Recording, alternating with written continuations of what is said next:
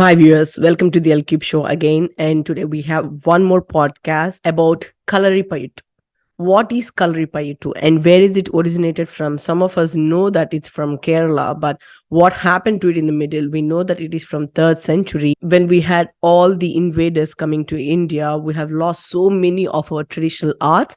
Kalaripayattu is one of those traditional arts which is still act to this date in Kerala.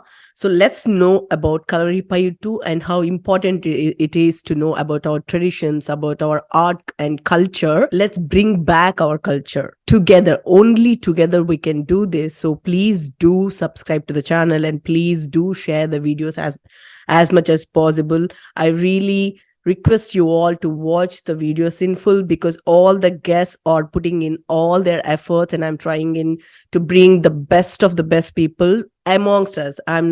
I want people amongst us who are doing good and who are making a difference in the world. So if you go back to all the podcasts, you will only, and I'm repeating this, only find very valuable information regarding spirituality or regarding awareness. So please do subscribe to the L Cube Show and please do share it to your friends because the word of mouth, I believe, is the best publicity than social media. So thank you so much for supporting me. Let's get into the podcast and talk to Divya about Kalaripayattu, who has been taking Kalaripayattu pan India for now, and then she's planning to go pan world. So let's talk to her and know more about it.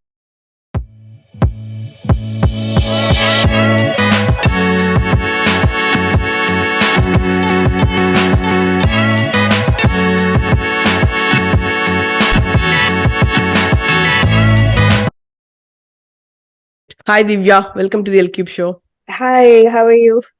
I'm good. I'm good. If you don't mind, how old are you, Divya? I'm 21. Okay.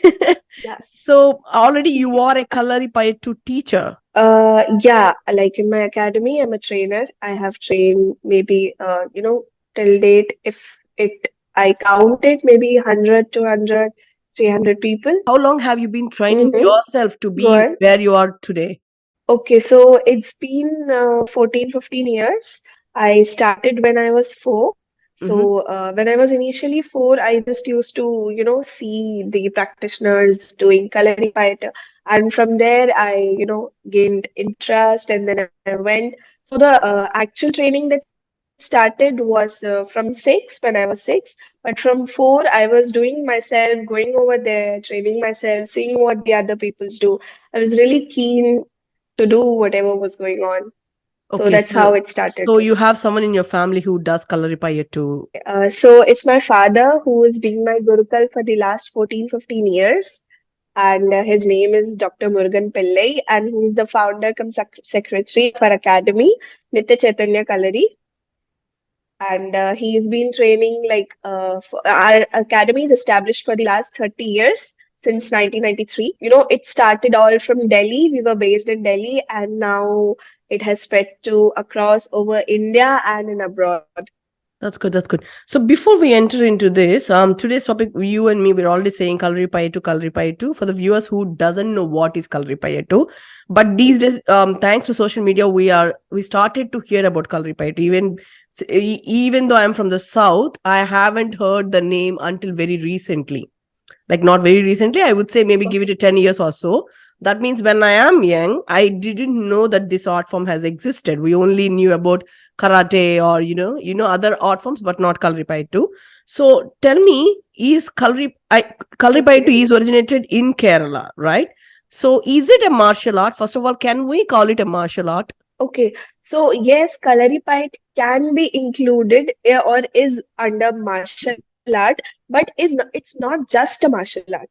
That's what the limelight comes on, and it's not just a martial art, but it also a way to life or something like related to yoga, meditation, spirituality, mental health, and so on, and a person's personality. It plays a lot of role in all these factors. So, what is the difference between, let's say, if you have to find that very thin line difference between the general day martial art, which we are all learning this as you take, I don't want to name things, but just to give an example, I'm taking names Yeah. like karate, judo, or, all these martial art forms. Mhm. What is that fine line difference between Kalaripayattu and these things, you would say? So, firstly, the one of the major difference is Kalaripayat has its own healing system.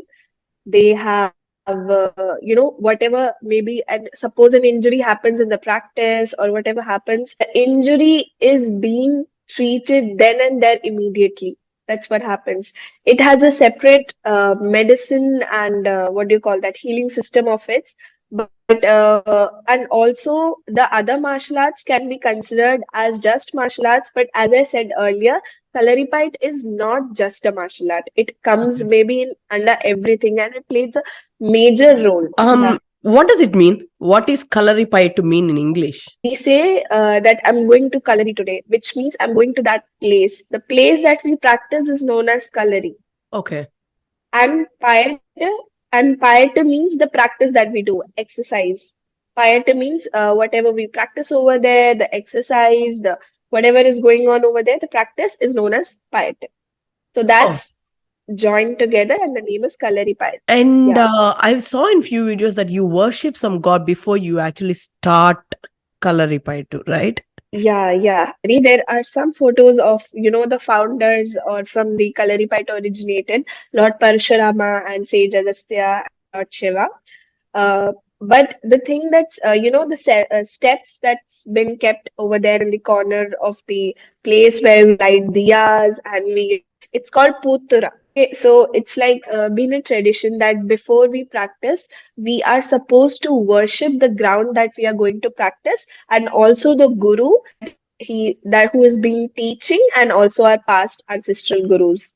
Okay. So that's called Putura. So what So does a it's like a Putura mean? tradition. What does Putura mean? Okay, so it's like some symbolic of the Shakti present over there, or the energies. The energy. So Yes. otherwise there is no particular god or goddesses you actually worship. No particular gods, because we worship our gurus, or Lord Parshurama, Sage Agastya, since, from whom this art has been passed on. Can you please talk about Lord Parashurama and how this all originated and why it has originated in the first Yeah, place? yeah, okay. So basically, what happened, if you would have, seen nowadays, a lot of these stories are going viral across social media, that Lord Parshurama threw his axe in the Yes. southern part of India, Yes. in the Arabian Sea, and a piece of land came up, and which is known to be Kerala right Kerala. now. Mm-hmm. So uh, he taught 21 disciples of his to Mm-hmm. Kalaripayattu to protect the land, maybe to protect the world. So he taught 21 disciples, which later on turned to establishment of Kalari temples across Kerala. Okay. And then the generation to generation, the art was taught to protect our motherland, to protect the people over there. That's how it started actually. And coming to Sage Agastya, it is all these are, we don't have any proofs Mm-hmm. that Mm-hmm. these are all true. They are just mythological stories that people all believe. We cannot say that they are true or these happened, but these are something that has been might be mentioned in the ballads or some kind of inscriptions or scriptures that we have. Mm-hmm. I'm talking about Sage Agastya. It is believed to be, he has learned it from Lord Kartikeya, son Yeah, of Lord Subramanya. Shiva. Yeah, yep, yep. Yeah, yeah, Mm-hmm. yeah. It has been, believed that he has learned it from him, and then later on passed it to generations. So that's why we have, three systems in Kalaripayattu. Even in Kalaripayattu, there are different systems and different techniques and movements that we practice across Kerala. Mm-hmm. Northern system, southern system, and central system. Wow. Mm. Yes, there are three systems that central system is maybe extinct or not that much practiced over these days. Northern system comes under the northern part of Kerala, Right. which has been led by Lord Parshurama, and the Mm-hmm. southern system comes under Sage Agastya, which has been led by him. Okay. Yes, in the southern part of Kerala. But Yes. is there any difference between these systems? Yes, yes, they have. Actually, the northern system focuses mostly on self-defense and weaponry art and self-defense movements and all. But the southern system focuses more on the elegant movements and the changes within the body, and also involves the Marma Chikitsa, the healing system. Do you think it has been like evolved into Yes. the southern system? The actual northern system has been evolved. Would you think it's that's how it happened? Mm, maybe or maybe not.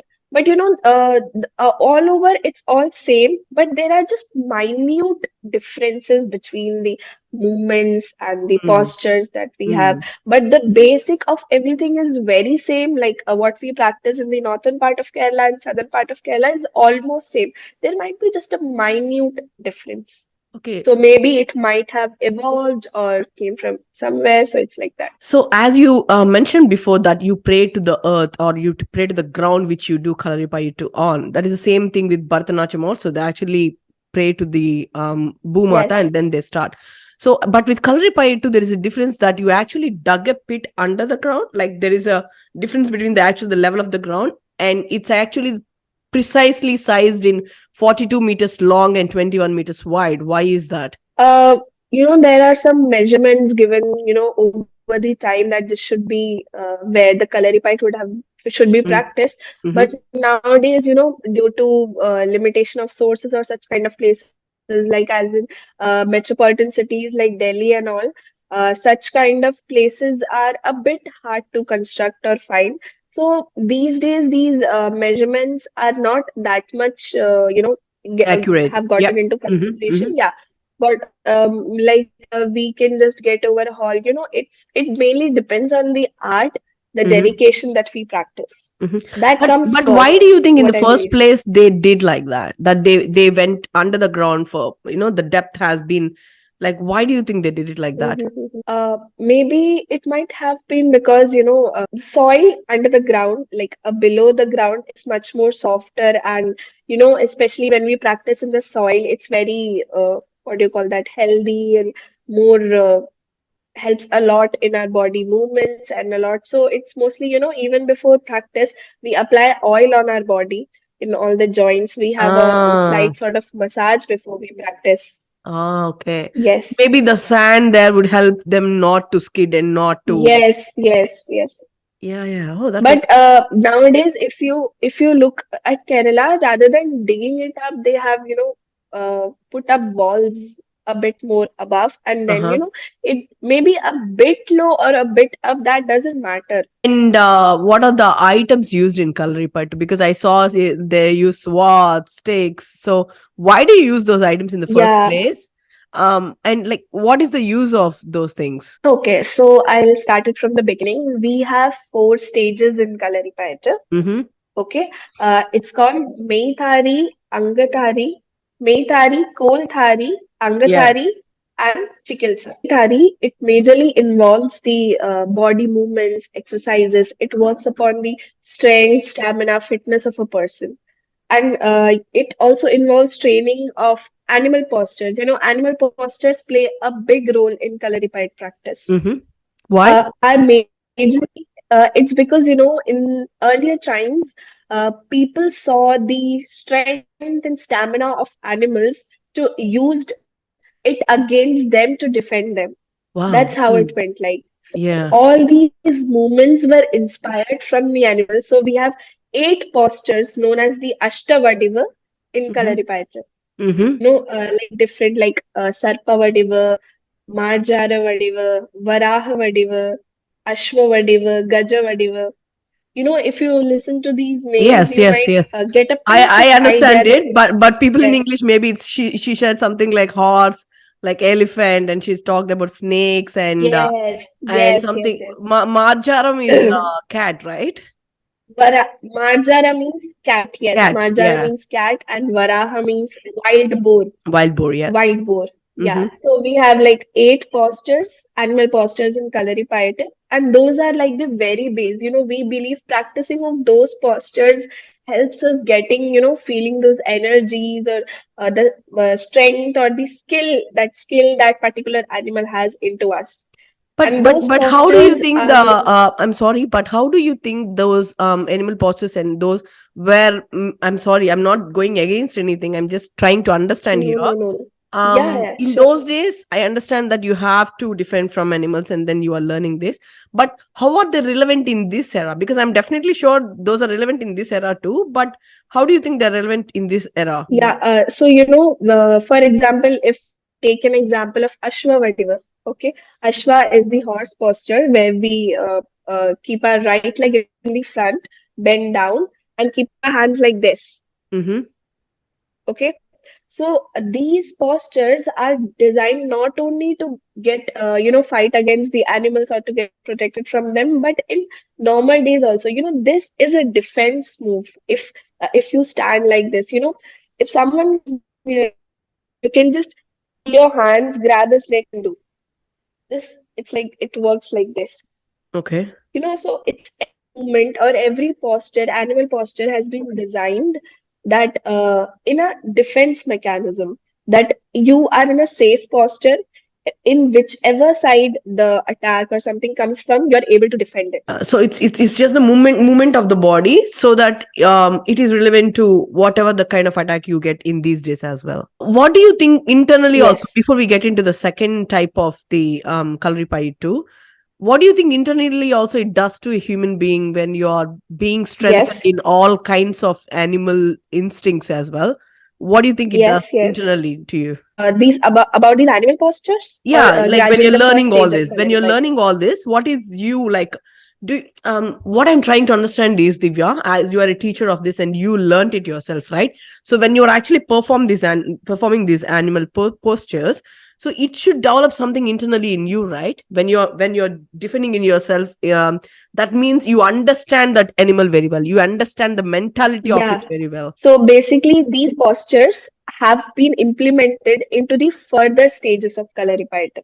That's where Oh, it plays a role. right. Okay. Yes. Go on. The fights, the weaponry practice, or the chuadugal, what we call the steps that we practice, the movements in that the posters have been implemented over there. Okay.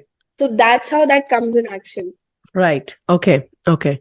So that's why these posters are taught in initially the first stage of Kalaripayattu, so that the practitioner can be well versed and it would be very easy for him or her to, practice it over the next stages. Right. Okay. Okay. Go on then. Go on to the next Yes, stage. yes. Okay. The second stage is Kolthari, the wooden weapon practice training, Mm-hmm. where we have wooden weapons like short sticks and long sticks.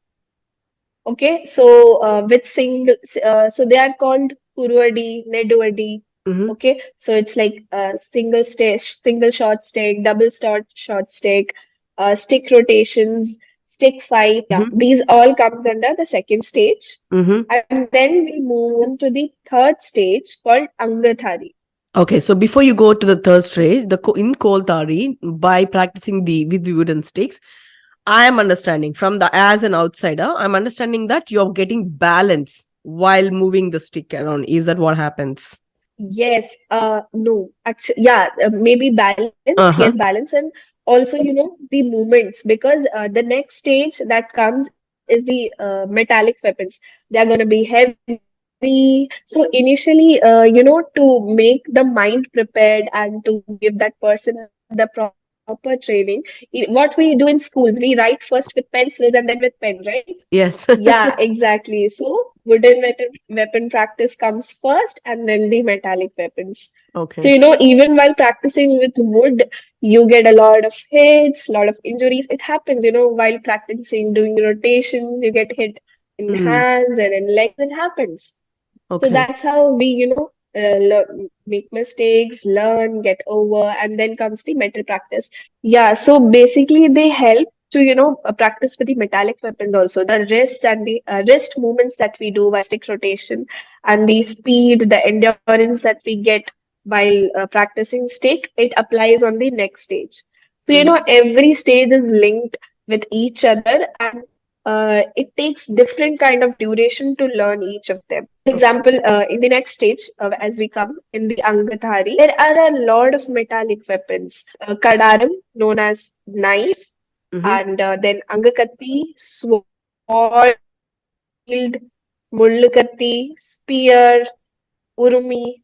There are a lot of weapons in the metallic weapon. If you see, the spear is a bit of a resemblance of a stick, but except it has a, the pointed, it's called, Ah, like the whale, spear.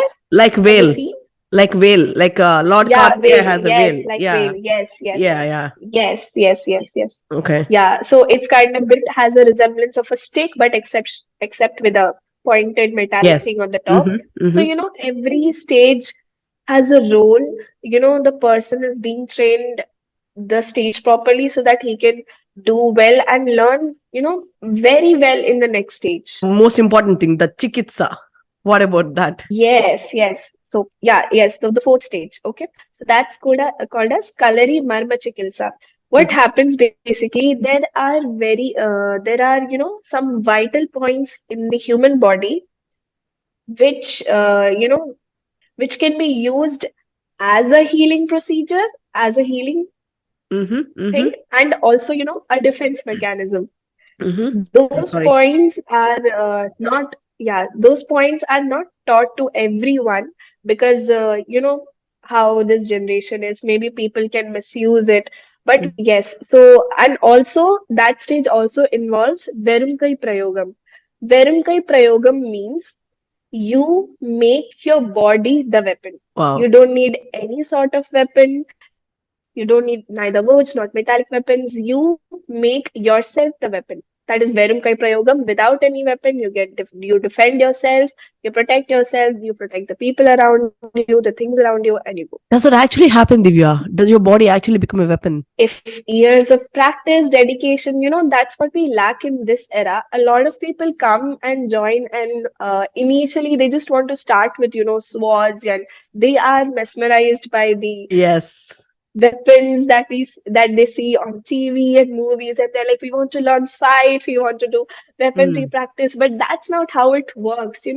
Initially it starts with the mental preparation of that particular individual. That's how we check their patience, their dedication. Consistency is what we lack in this era. What I feel Yes. in Yes. our Definitely. generation, Yes. consistency and regularity is. They just want within the month of they join, they want to learn everything, every weaponry practice that they want. Talk to me about it, So because it doesn't work like when that. I'm doing this podcast, because it's 1 hour long, nobody is interested in watching them, because we're so much, me too, we're so much used to these reels like 10 seconds, 15 seconds, even shorter. So I think we're lacking Yes, that, yes, yes. the time to wait and learn, and that, yeah, the strength. Okay. Because human attention span has been very reduced over the years and it's Yes. very short, I guess, right now. So, even when students join, we need to see it's like, we see their dedication, their consistency, what happens in the initial stage.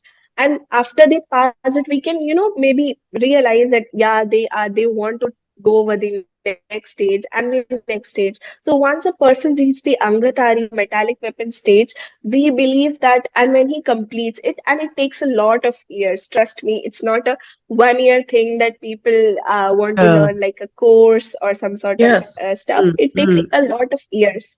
Uh, and maybe the first level, if you give like a proper, consistently you're practicing, within 1 year, you can complete the first stage. And in the next 1 or 2 years, 1 year, you complete the second stage. But the metallic weapon, there are a lot of weapons with different kind of attacks and defenses. So, Okay. while doing the practice also, you get injured, you get scared while doing it. You Mm. don't know if you're doing it right or what's happening. There are a lot of, outer problems that comes. And Mm. if the person or the individual passes all of that and reaches the end, then the person is taught the Marma Chikilsa and Verum Kai Prayogam. Okay. So when you said Yes. the person is going to become the weapon himself, so it doesn't mean Hmm. only to attack someone or to defend. It also means that you have been gathering the patience, No. you have been gathering the So, consistency, and you become that perfect individual what generally the human being needs to be. yes. Here yes. Here I'd like to shed upon light upon one thing. Hmm. That is that Kalaripayattu doesn't promote attacking. At all. Every move in, Mm. yes, at all. Every move, every stance in every stage, first it starts with a defense move, Oh. which we clearly promote that we do not want to attack. We because as I said, Kalaripayattu is not just a martial art, but it also related to a lot of other things. So the first thing that we believe at that we are defending, which the opponent should see that we do not want to attack. But if it continues, then the next step comes to attacking. Oh, so the opponent will clearly So understand initially that you we are are defending. The opponent will clearly understand that you are defending. yes, yes, because Oh. the Kalaripayat, I said no, it doesn't promote attacking. The practitioner or whoever does it won't attack first because we do not want to fight, and Kalaripayat, yes, promotes peace, maybe. Ah, So right. we do not want to fight. That's the first step and first stage towards, why is fighting or violence required? The first move that we do is a defense move that we are showing the other person with our actions that we do not want to fight, we are defending. Okay, got it, got it. The main important thing which we need to talk about is the invasions, and particularly talking about Kerala, you guys have seen lot of invasions. You've seen every invasion which has occurred to India, from Portuguese to British to Yes, the yes, Mughals. yes. You did it all. So there is this saying that during the British time, the Kalari Payattu was banned because they believed that these people are going to attack them, and so they have to ban it completely. And there are places where they used to do it very secretly, whoever have practiced. Yes, yes, Yes, tell yes. me about it a bit. So basically, what happened when the British invasion happened in Kerala, they somehow realized that this is something that's going to be against them someday and that's going to defeat them. They Mm. realized that. So that's why what they did, they banned the practice over the entire Kerala so that no person or no individual should get that training and might stand against the British. So that's how it started losing. Okay, so later on, who might have practiced that secretly or without the knowledge of them. Later on, the main aim was turned to generations, to the next generation. They didn't want it to get extinct because it's a very original and very pure form of art. The healing system, the techniques, the mechanism, which later on, went and developed into other martial arts, they didn't want it to get lost. So, in so that's why it's being, less practiced over the years. But now what I feel has gained a bit of light in not only in India but in abroad. People are getting to know about Kalaripayattu and they are practicing, so that's a good thing for us. By understanding this art form, we call it an art form, right? Since you're performing, it's called an art form, right? Yes, yes, Yeah. yes. But tell me the mental benefits from Kalaripayattu, because today I don't think the weapon we need to face today's generation, the weapon we need to live in this generation Yes, is mind, basically. I yes, don't think we need a exactly. physical. We do need them. We do get the source and balance from that. But tell me the mental benefits from Kalaripayattu. Yes. So basically, when we practice, it's because we know that in real life, even if something's gonna happen, there's gonna be no weapon in the hand. All you are is there by yourself. Mm-hmm, mm-hmm. So the first thing that plays is the presence of mind. That's what Okay. I believe. Mm-hmm. That in the situation out there when something happens, the presence of mind is what we need. And while practicing, what we develop is that we develop reflexes. Okay. We develop confidence in ourselves. So the reflex actions are some results in doing stuff in the real life situation.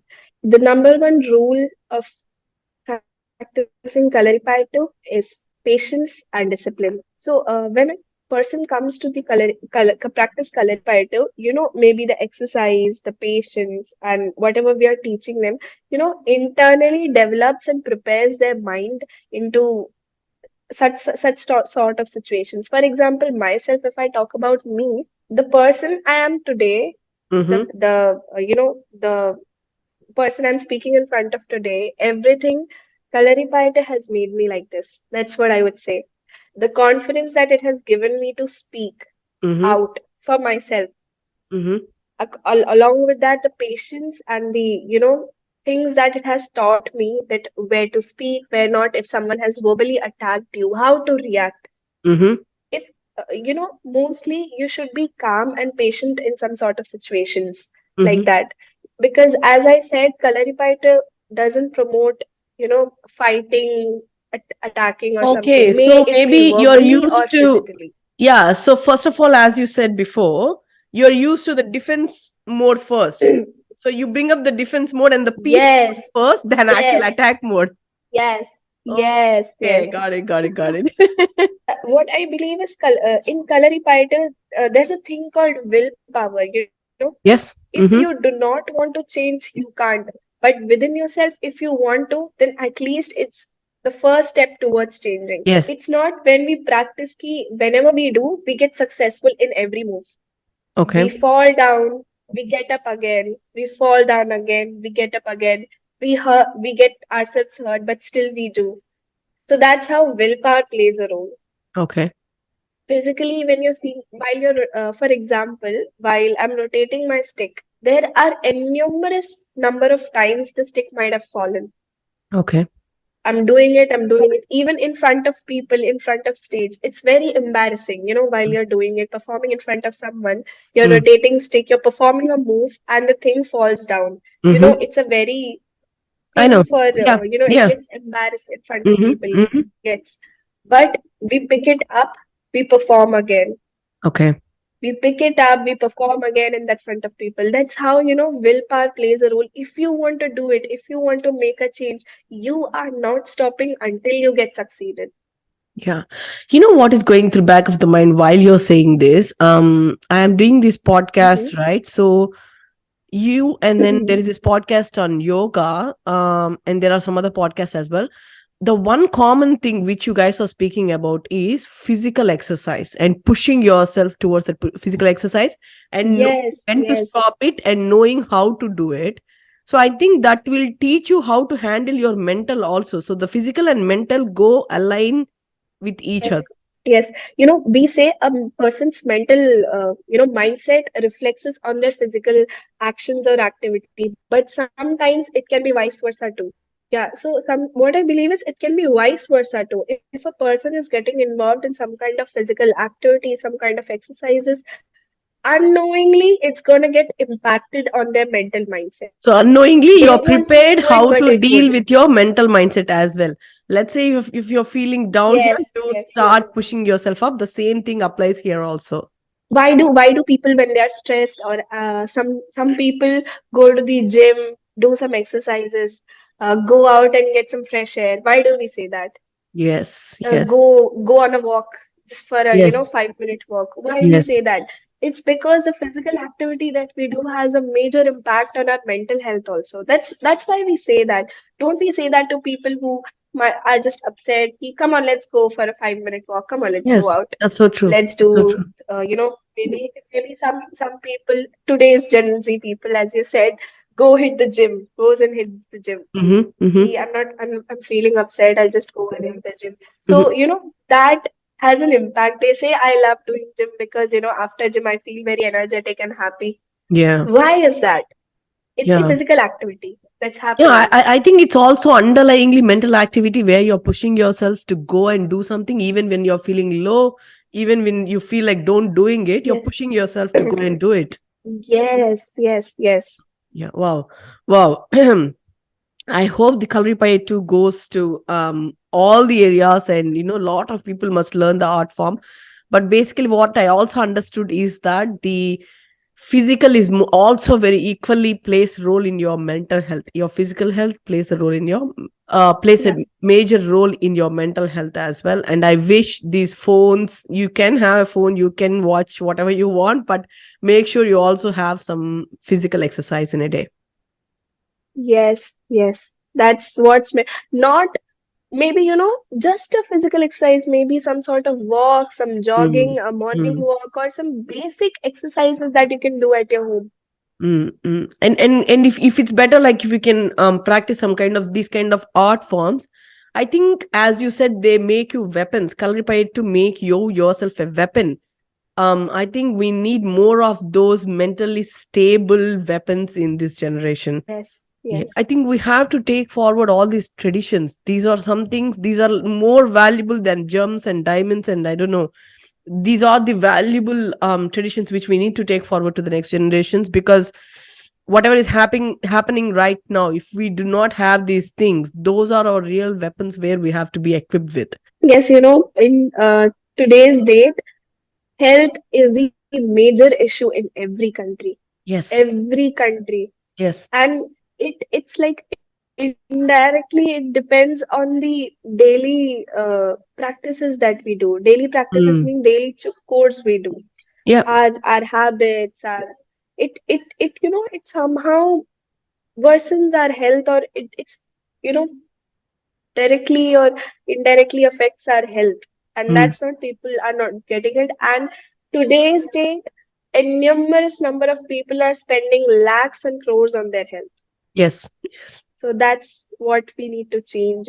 Maybe the ancient practices that are getting in trend nowadays Yes, in thanks other to social media. countries. Thanks to social media, really, that we are getting to know about a lot of ancient practices, not just Kalari too. There are a lot of things which are like really important. Why we did those things? There is a gap in a generation where they did not explain why we are doing things. The in the 90s era, or maybe in that time, people stopped asking that why we are doing it. So it Mm, kind of somehow changed in a superstition, mm, maybe.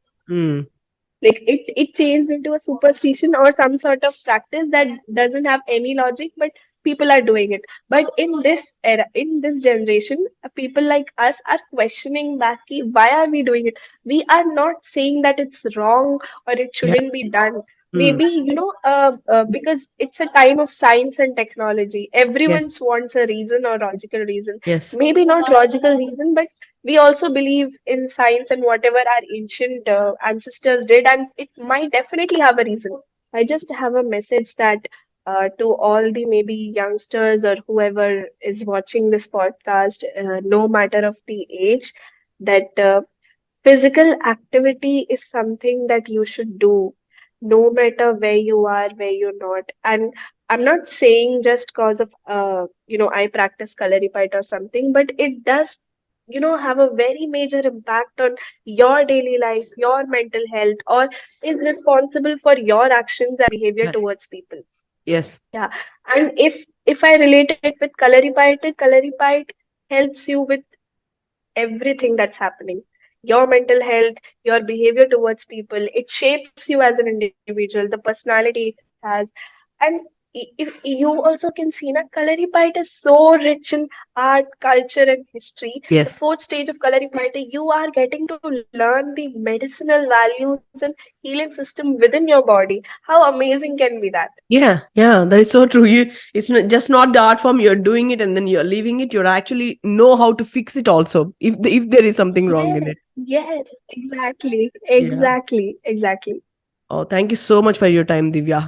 So, okay, it was a pleasure meeting you and No, for no, this it's my show. It pleasure. was a pleasure. It's my pleasure.